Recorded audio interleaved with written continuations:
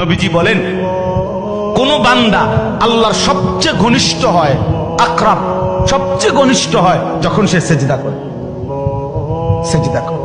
এজন্য আমার শায়েখ আল্লামা মুফতি মুশতাকুন নবী কাসিমি হুজুর সবসময় এটা বলে যে কোন বান্দা যখন সেজদা করে তো আল্লাহ তাআলা তার পিঠে মাথায় এভাবে হাত বুলায় দেয়, আদর করে। আল্লাহ আদর করে, আল্লাহর কুদরতি পায়ে সেজদা দেয়, মালিক তখন আদর করে দেয়, পিঠে মাথায় হাত বুলায় দেয়। আল্লাহ ডেকে বলে, আনিস আমারে সেজদা করছো না, ইরফা রাকসা, উঠো, মাথা উঠো, ওঠো, বসো বসো।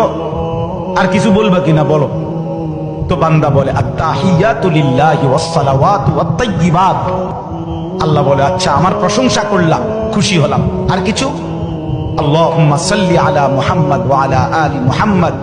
ও মাশাআল্লাহ, আমার বন্ধুর প্রশংসা করলা, দুরূদ পড়লা, আমি এত খুশি হলাম, এখন কিছু আর বলবা? তো বান্দা বলে, আল্লাহ সেজদা দিয়ে আপনার কাছে আসলাম, আপনার প্রশংসা করলাম, আপনার বন্ধুর দুরূদ পড়লাম, একটা উদ্দেশ্য আছে, মাকসাদ আছে। কি মাকসাদ, কি উদ্দেশ্য? আল্লাহুম্মা ইন্নী যালামতু নাফসি যুলমান কাসীরা। আয় মাওলা, আমি বড় নাফরমান মাওলা, আমার গুনাহ অনেক বেশি মাওলা, আর আমি জানি ওয়ালা ইয়াগফিরুয যুনুবা ইল্লা আনতা, আপনি ছাড়া আর মাফ করার কেউ নাই।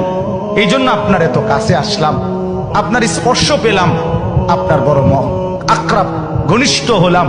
উদ্দেশ্য হলো ফাগফিরলি মাগফিরাতাম মিন ইনদিক, আপনার পক্ষ থেকে আমারে ক্ষমা করে দেন, ওয়ারহামনি, আমার একটু দয়া করে দেন, ইন্নাকা আনতাল গফুরুর রহিম, আপনি মাফ করবেন না কা, আপনি তো ক্ষমাশীল, আপনি দয়া করবেন না কেন, আপনি তো রহিম, দয়াবান।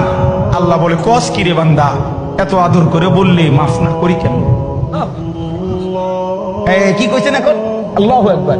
এই জন্য বান্দা যখন সালাম ফিরায় এই ডানে বামে, তখনই একবার কি পড়ে, অর্থাৎ উদ্দেশ্য হলো সে সালাম ফিরাইয়াই আল্লাহু আকবার বলে, অর্থ বলে আর মানুষের জানায়, ভাই সাহেব আল্লাহ বহুত বড় মহান, উনি আমার মাফ করে দিছে।